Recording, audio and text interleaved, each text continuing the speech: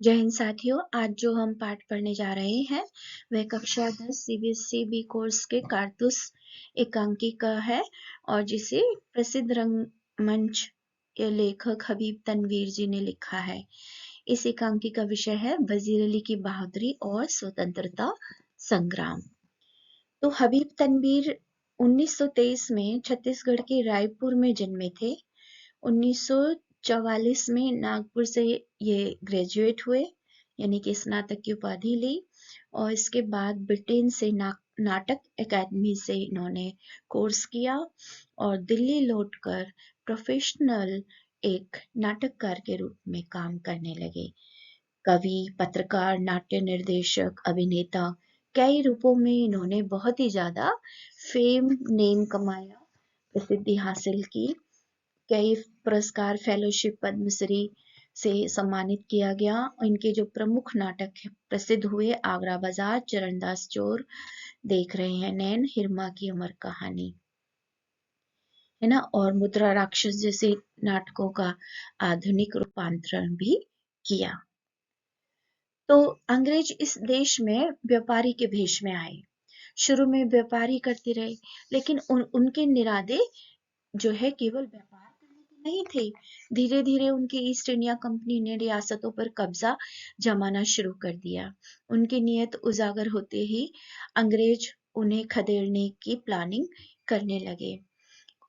ऐसे क्रांतिकारी आप कौन और कोई नाम बता सकते हैं? मंगल पांडे, लक्ष्मी बाई झांसी की रानी थी, है ना, तात्या टोपे, बहुत सारे ऐसे नाम हैं, मदनलाल धिंगरा आदि। तो जो कारतूस पाठ का सार है, परिचय है, वह इन कुछ बिंदुओं में हम देख सकते हैं। इसमें सबसे पहले 1799 अवध के शासन का वर्णन है, अंग्रेजी शासन का कैसे विस्तार हो रहा था, भारतीय रियासतों पे कैसे वे कंट्रोल करते जा रहे थे, अंग्रेजों का कब्जा, ईस्ट इंडिया कंपनी द्वारा भारतीय राज्यों को हड़पने की नीति, वजीर अली का संघर्ष, त्याग की कहानी। पात्र परिचय, कौन कौन से प्रमुख पात्र हैं? वजीर अली है, कर्नल कॉलिंज है, शहादत अली है, लेफ्टिनेंट और सिपाही सहायक पात्र के तौर पर उभरे हैं इस एकांकी में। 139 सालों के दौरान अवध के बाद के शासकों ने यहाँ पर जो शासन किया, उनमें अवध के नवाब वजीर अली का खास उल्लेख किया जाता है। क्यों? क्योंकि उन्होंने अलग हटकर अंग्रेजों के खिलाफ लोहा लिया। और देखिए इसमें जो आप देख रहे हैं, नवाब आसिफउद्दौला का शासनकाल 1188 से 1212 एएच मतलब हिजरी संवत चलता है ना, जैसे विक्रम संवत और ईसाई संवत चलता है। ईसाई संवत में यह 1775 से लेकर 1797 का काल है। नवाब वजीर अली खान का जो काल है, बहुत कम, थोड़ा समय उन्होंने शासन किया, 1797 से लेकर 1798, मुश्किल से 5-6 महीने। नवाब सादत अली खान ने काफी समय किया क्योंकि उन्हें अंग्रेजों का सपोर्ट था। 1798 से लेकर 1814 ईस्वी तक इन्होंने शासन किया। ये ऐतिहासिक पृष्ठभूमि है। नवाब आसिफ उद्दौला, देखिए हम सचित्र आपको दिखा रहे हैं। शुजा-उद-दौला की मृत्यु के बाद आसिफ-उद-दौला को 4 मार्च 1775 को अवध का नवाब बनाया गया। अवध पर अलग अलग अंग्रेजों ने universal peace, firm friendship, perfect union संधियों के नाम पर दबाव बना रहे थे। अंग्रेज बनारस, जौनपुर, गाजीपुर जिले अवध से निकाल दिए गए थे। अंग्रेजों फूट डालो राज करो की नीति पर काम कर रहे थे। ये देखिए नवाब सादत अली खान कैसे दिखते थे उस समय। ये शुजा-उद-दौला के पुत्र थे, इनकी राजधानी लखनऊ थी। अब आइए देखते हैं पाठ का सार। तो प्रस्तुत पाठ में एक ऐसे ही जांबाज और वजीर अली के कारनामों का वर्णन है जिसका एकमात्र लक्ष्य था अंग्रेजों को इस देश से बाहर खदेड़ देना, क्योंकि वह उनसे नफरत करता था। भारतीयों को सताते थे अंग्रेज। इतना दिलेर था, यह निडर था कि शेर की मान में पहुंचकर उससे दो दो हाथ करने की मानिंद कंपनी के बटालियन के खेमे में ही नहीं जा पहुंचा, बल्कि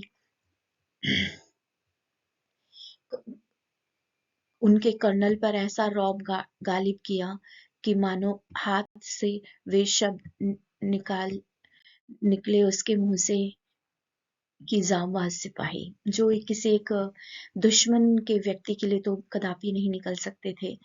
ये पृष्ठभूमि संघर्ष देखिए, वजीर अली अवध के पूर्व नवाब थे जिन्होंने अंग्रेजों के अत्याचार के खिलाफ आवाज उठाई।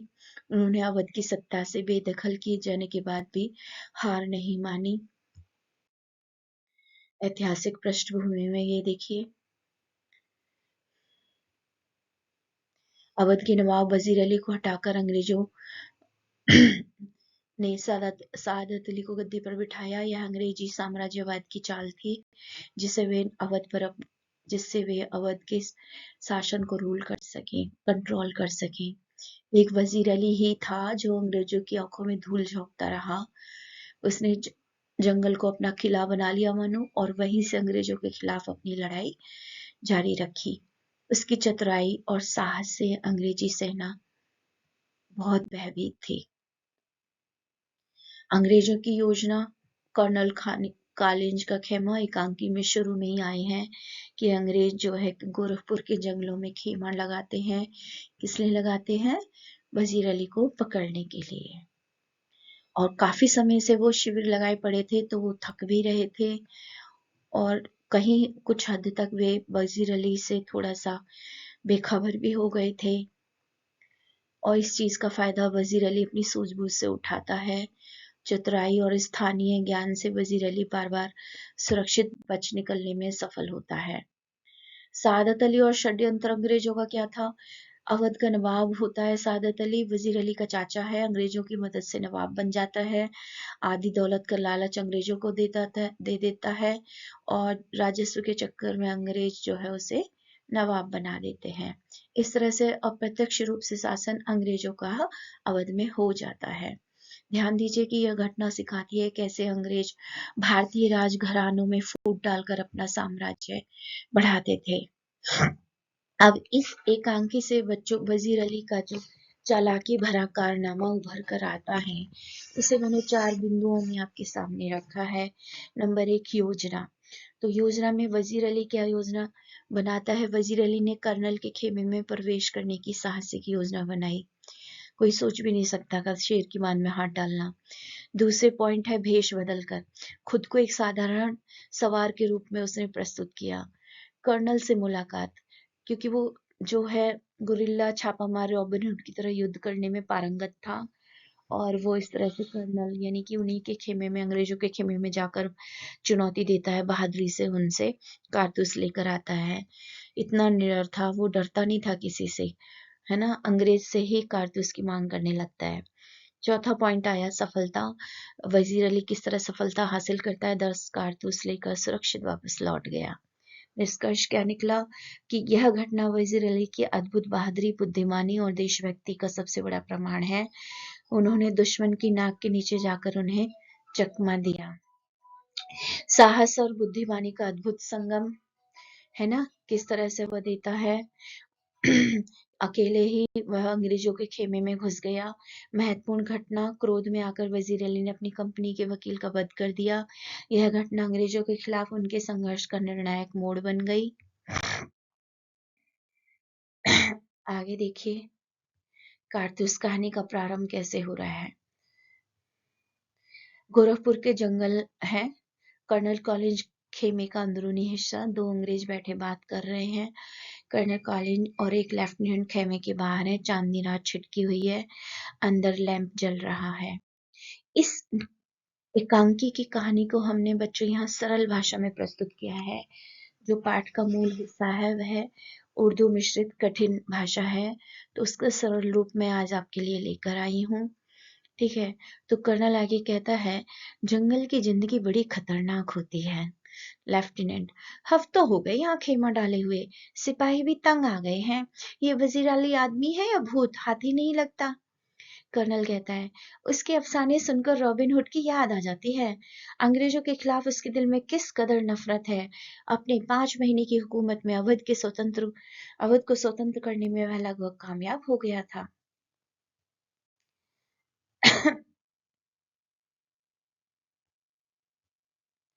कर्नल कॉलेज, ये सादत अली कौन है? आसिफ आसिफ उद्दौला का भाई है, और वजीर अली का दुश्मन। नवाब आसिफुद्दौला की यहाँ लड़की की कोई उम्मीद थी नहीं। वजीर अली की पैदाइश को सादत अली ने अपनी मौत समझा, क्योंकि उसे लगा वारिस आ गया अवध का असली। लेफ्टिनेंट, सादत अली को अवध के तख्त पर क्यों बिठाया गया? सादत अली हमारा दोस्त है और बहुत ऐश पसंद आदमी है, इसलिए हमें अपनी आधी जायदाद दे दी और 10 लाख रुपए नगद। अब वह मजे करता है और हम भी मजे करते हैं। आगे क्या होता है देखिए। सुना है ये वजीर अली अफगानिस्तान के बादशाह शाह जमा को हिंदुस्तान पर हमला करने की दावत दे रहा है। कर्नल, हमले की दावत सबसे पहले टीपू सुल्तान ने दी, फिर वजीर अली ने, और अब शमशुद्दौला ने भी। टीपू सुल्तान देखिए यहाँ पे दिखाया गया है। लेफ्टिनेंट, इसका मतलब यह हुआ कि कंपनी के खिलाफ सारे हिंदुस्तान में एक लहर दौड़ गई है। हाँ, अगर यह कामयाब हो गई तो लॉर्ड वेलेजली सब खो देंगे जो लॉर्ड क्लाइव से अंग्रेजी साम्राज्य हमने हासिल किया। लेफ्टिनेंट, वजीर अली की आजादी खतरनाक है, उसे किसी भी तरह गिरफ्तार कर लेना चाहिए। कर्नल, बरसों से पूरी फौज लिए उसके पीछे जंगलों में भटक रहे हैं, मगर वह हाथ ही नहीं आता। लेफ्टिनेंट, सुना है वजीर अली जाती तौर से बहुत ही बहादुर आदमी है। कर्नल, बहादुर ना होता तो यूं कंपनी के वकील का कत्ल कर देता। लेफ्टिनेंट, ये कत्ल का क्या हिस्सा हुआ था कर्नल? तो आगे कहता है वह, किस्सा क्या हुआ था, वजीर अली को पद से हटाने के बाद उसे बनारस भेज दिया गया और 3 लाख रुपए का सालाना वजीफा यानी कि पेंशन तय कर दी गई। कुछ महीने बाद गवर्नर जनरल ने उसे कलकत्ता बुलाया। वजीर अली ने बनारस के कंपनी वकील से शिकायत की कि उसे कलकत्ता क्यों बुलाया जा रहा है। वकील ने शिकायत की परवाह नहीं की, उल्टा उसे बुरा भला सुना दिया। वजीर अली के दिल में यूं भी अंग्रेजों के खिलाफ नफरत भरी हुई थी। आगे देखिए, लेफ्टिनेंट कहता है, और भाग गया, अपने जानिसारों सहित आजमगढ़ की तरफ भाग गया। आजमगढ़ के शासक ने अपनी हिफाजत में उन्हें घाघरा ने तक पहुंचा दिया। अब वे इन्हीं जंगलों में भटक रहे हैं। मगर वजीर अली की स्कीम क्या है? स्कीम ये है कि किसी तरह नेपाल पहुंच जाएं, अफगानी हमले का इंतजार करें, अपनी ताकत बढ़ाएं। सादत अली को उसके पद से हटाकर खुद अवध पर कब्जा करें और अंग्रेजों को हिंदुस्तान से निकाल दें। नेपाल पहुंचना तो कोई ऐसा मुश्किल काम नहीं, मुमकिन है नेपाल पहुंच गया हो। हमें अच्छी तरह मालूम है कि वह इन्हीं जंगलों में है। एक सिपाही तेजी से दाखिल होता है। क्या बात है? सिपाही, जो कि गोरा होता है, नाम उसका, दूर से गर्द उठती दिखाई दे रही है। गर्द कहते हैं धूल को। कर्नल, सिपाही से कह दो कि तैयार रहें। लेफ्टिनेंट खिड़की से देखते हुए, गर्द तो ऐसे उड़ रही है जैसे पूरा काफिला चला आ रहा हो, मगर मुझे तो एक ही सवार नजर आता है। कर्नल खिड़की के पास आकर, हाँ, एक ही सवार है। सिपाहियों से कहो कि इस पर नजर रखे कि ये किस तरफ जा रहा है।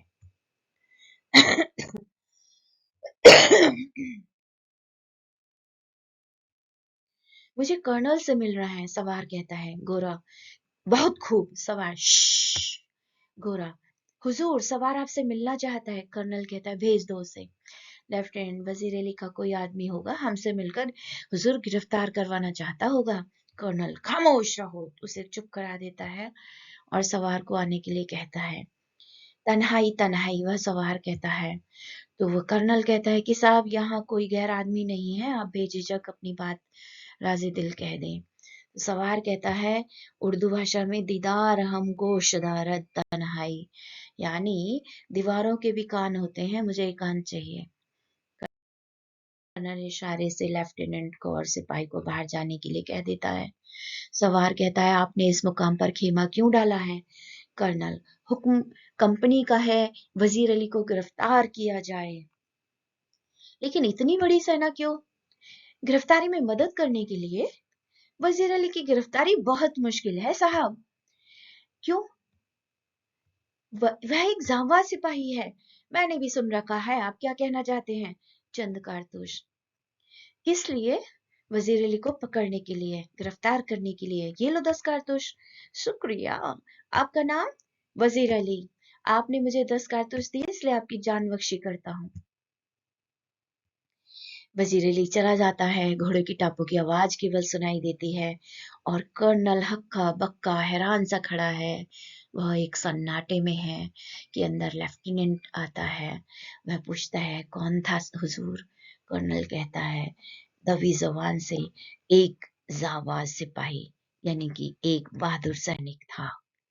तो ये कहानी हमें संदेश देती है, आजादी का सिखाता है हमें, इस आजादी का महत्व सिखाती है। देश की स्वतंत्रता के लिए कितना बड़ा त्याग और संघर्ष आवश्यक होता है ना। संगठित रक्षा, एकजुट होकर देश की रक्षा करने का महत्वपूर्ण आह्वान यह पाठ सिखाता है। वजीर अली जैसे जांबाज हमारे प्रेरणा स्रोत हैं, देशभक्ति के प्रतीक हैं, है ना। अपने इन जांबाजों की सम्मान स्मरण यह पाठ सिखाता है। स्वतंत्रता संग्राम के सभी नायकों का सम्मान करना, उनके योगदान को याद रखना। निष्कर्ष क्या निकला इस कारतूस पाठ से? साहस और बुद्धिमानी, है ना, कि साहस और बुद्धिमानी के संगम से बड़ी चुनौतियों को पार किया जा सकता है। देशभक्ति और त्याग से ही स्वतंत्रता संभव है। तो बच्चों, पाठ के निष्कर्ष के तौर पर हम देखें, एनालाइज करें, विश्लेषण, तो पाठ में बहुत सारे मुहावरे प्रयुक्त हुए हैं और आप तो जानते हैं 4 नंबर के मुहावरे हर साल सीबीएसई आपको परीक्षा में पूछता है। तो मुहावरे 3 तरीके से पूछे जा रहे हैं। एक तो फिलअप्स के रूप में, दूसरा बहुविकल्पीय के रूप में, तीसरा मुहावरे का सटीक प्रयोग। तो यहाँ मैं रिक्त स्थान के रूप में इस पाठ के मुहावरे आपके सामने लाई हूँ। पहला है, तात्या टोपे अंग्रेजों डैश रानी लक्ष्मीबाई की मदद करते रहे। तो आंखों में धूल झोंक कर रानी लक्ष्मीबाई की मदद करते रहे। ध्यान दें कि रिक्त स्थान में जब भी मुहावरा भरें, क्रिया सही लगा के भरें। ये नहीं कि अगर ऑप्शन में दिया है आंखों में धूल झोंकना, अगर यहाँ आप आंखों में धूल झोंकना भरेंगे तो क्रिया सटीक नहीं होगी। वाक्य में फिलअप्स के तौर पे ही भरेंगे, अपने अनुसार उसको ढालकर। चंद्रशेखर में देशभक्ति और देश प्रेम की भावना डैश भरी हुई थी, कूट कूट कर भरी हुई थी। पठानकोट में सुरक्षा बलों ने 4 आतंकियों का काम तमाम कर दिया था। मोहम्मद गौरी को बंदी बनाने के बाद भी पृथ्वीराज चौहान ने उसकी जान बख्श दी, यानी कि उसकी जान छोड़ दी, मारा नहीं उसे। अंगा 5वां है, पाकिस्तान द्वारा आतंकवादियों का पक्ष लेते देख विश्व के कई राष्ट्र हक्का बक्का रह गए। अब देखिए, एक प्रश्न है जो आपको इस पाठ के निष्कर्ष के तौर पर चिंतन के लिए आपको छोड़ती हूँ कि वजीर अली की जांबाज सिपाही था। राष्ट्र की स्वतंत्रता ऐसे ही जांबाजों के कारनामों पर टिकी होती है। आप इस बात से कहाँ तक सहमत हैं, स्पष्ट कीजिए। तो आप बताइए इसका उत्तर। बिल्कुल आप कह सकते हैं कि वजीर अली को उसके चाचा सादत अली ने अंग्रेजों से मिलकर चालाकी से हटा दिया नवाब के पद से, है ना, अवध के शासन से, और उसे पेंशन देकर, यानी कि वजीफा देकर बनारस भेज दिया था। वजीफे के लिए अब जो रकम दी गई थी उसमें अड़चन डालने के लिए उसे बार बार गवर्नर जनरल के जरिए कलकत्ता बुलाया जा रहा था, जो कि दूर पड़ता है वहां से, उसे दिक्कत हो रही थी। जब इसकी शिकायत उसने कंपनी के वकील से की तो वकील ने उल्टा उसी को, वजीर अली को, बुरा भला सुना दिया, डांट दिया। उसके ऐसे व्यवहार पर उसे बहुत गुस्सा आ गया। उसने कंपनी के वकील की हत्या कर दी खंजर से। अब अंग्रेज उसे पकड़ने का बहाना उसको ढूंढ लेते हैं, वह उसके पीछा करते हैं, पर वह तो जंगल में उनको दौड़ाता रहता है। वह अकेले ही अंग्रेजों के तंबू में घुस जाता है और कर्नल से मिलने चला गया और कहता है 10 कारतूस दे दो, मैं तुम्हें वजीर अली पकड़ के दे दूंगा। कर्नल उसकी बातों में आ जाता है और चालाकी से वह जाते जाते नाम भी बता देता है कि वही वजीर अली है। तो इन सब घटनाओं से सिद्ध होता है कि वह एक जांबाज सिपाही था। तो अब ये इसी प्रश्न में आपके कई प्रश्न हल हो गए होंगे कि वजीर अली ने कंपनी के वकील का कत्ल क्यों किया, सवार ने कर्नल से कारतूस कैसे हासिल किए, वह जांबाज सिपाही कैसे था। अब देखिए, मुट्ठी भर आदमी और ये दमखम, है ना, इसका हमें आशय स्पष्ट करना है। तो बच्चों, हमेशा जब भी आशय स्पष्ट करो तो पाठ का रेफरेंस देना आवश्यक होता है, तब आपका आधा नंबर भी नहीं कटेगा। 2 अंक का प्रश्न है तो पूरे 2 अंक मिल जाएंगे। कैसे करेंगे? तो कारतूस पाठ का, जिसे हबीब तनवीर ने लिखा है, कि पंक्ति है कि मुट्ठी भर आदमी और ये दमखम, तो लेखक का मतलब है कि वजीर अली के साथ में कुछ ही आदमी हैं, लेकिन फिर भी वे बहुत ही बहादुरी से अंग्रेजों की नाक में दम कर रहे हैं। अगली पंक्ति देखिए। अगली पंक्ति है कि गर्द तो ऐसे उड़ रही है जैसे कि पूरा एक काफिला चला आ रहा हो, मगर मुझे तो एक ही सवार नजर आता है। जब सिपाही ने कर्नल को कहा कि दूर से धूल उड़ती दिखाई दे रही है, तो कर्नल ने तुरंत सिपाही से कहा कि वह दूसरे सिपाहियों से तैयार रहने के लिए कहे। लेफ्टिनेंट खिड़की से बाहर देखने में व्यस्त था और कहने लगा, धूल तो ऐसे उड़ रही है जैसे कि एक क्षेत्र से दूसरे क्षेत्र में जाने वाले यात्रियों का समूह आ रहा हो, परंतु दिखाई तो एक ही घुड़सवार दे रहा है। कर्नल भी अब खिड़की के पास जाकर देखता है और बोला, हाँ, एक ही घुड़सवार लग रहा है जो तेजी से घोड़े को दौड़ाए चला आ रहा है। अब 25-30 शब्दों में, यानी कि 3 से 4 लाइनों में हम उत्तर लिखेंगे इनके। पहला प्रश्न देखिए, वजीर अली के अफसाने सुनकर कर्नल को रॉबिन हुड की याद क्यों आ जाती थी? तो कर्नल को वजीर अली की कहानियां सुनकर रॉबिन हुड के कारनामे की याद आ जाती थी, क्योंकि रॉबिन हुड की तरह वजीर अली के मन में भी अंग्रेजों के खिलाफ बहुत अधिक नफरत भरी थी। वजीर अली भी रॉबिन हुड की ही तरह बहादुर था और अंग्रेजों को अपने देश से निकालना चाहता था। दोनों ही छापामार युद्ध करने में माहिर थे और अंग्रेजों के हाथ नहीं आते थे। सादत अली कौन था? उसने वजीर अली की पैदाइश को अपनी मौत क्यों समझा? सादत अली वजीर अली का चाचा था और आसिफुद्दौला का भाई था। वजीर अली के पैदा होने को सादत अली ने अपनी मौत ही समझ लिया था, क्योंकि वजीर अली के पैदा होने पर अब वह अवध के सिंहासन को हासिल नहीं कर सकता था। उसे लगा कि असली वारिस आ गया। सादत अली को अवध के तख्त पर बिठाने के पीछे कर्नल का क्या मकसद था? सादत अली अंग्रेजों का मित्र था और कठपुतली बनकर अवध का शासन कर रहा था।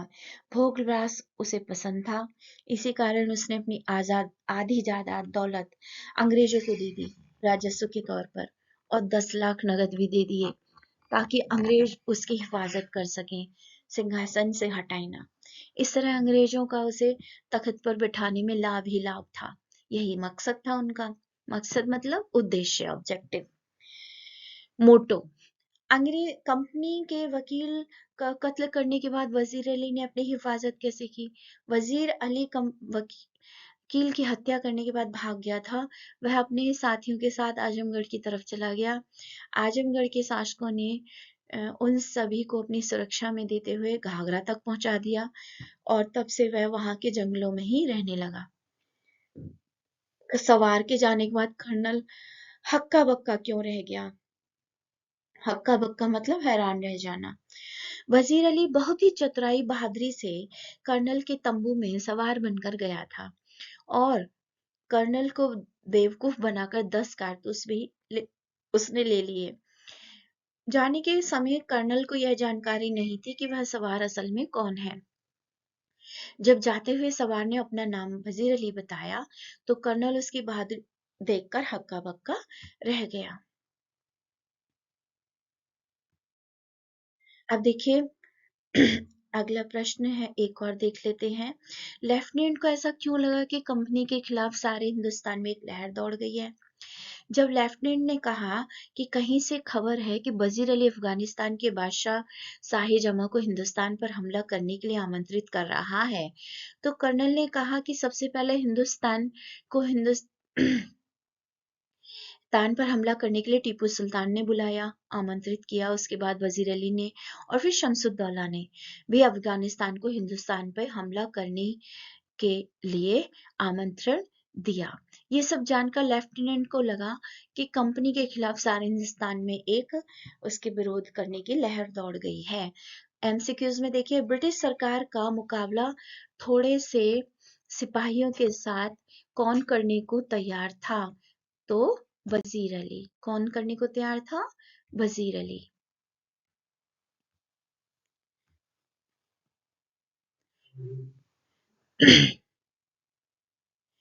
आप गृह कार्य में एक्टिविटी बच्चों को दे सकते हैं कि पुस्तकालय से रॉबिन हुड के कारनामों की जानकारी हासिल करिए, तुलना करिए वजीर अली से उसके कारनामों की। वृंदावन लाल वर्मा की कहानी ब्राह्मगर्दी पाठ सामने के लिए पढ़िए और कक्षा में सुनाइए। नाटक और एकांकी का अंतर स्पष्ट करिए। ऐसे ही कुछ नाटक और एकांकन की एक सूची तैयार करिए। एएसएल के लिए बढ़िया एक्टिविटी है। और कक्षा 10 सीबीएसई कोर्स बी के लिए इसी तरह साहित्य के पाठ और व्याकरण के पाठों के लिए, रचनात्मक लेखन के लिए ट्रिक सहित जानने के लिए वीणावदी चैनल को लाइक, शेयर और सब्सक्राइब करें। अगर अच्छा लगे तो कमेंट करना ना भूलें। धन्यवाद, आभार, जय हिंद।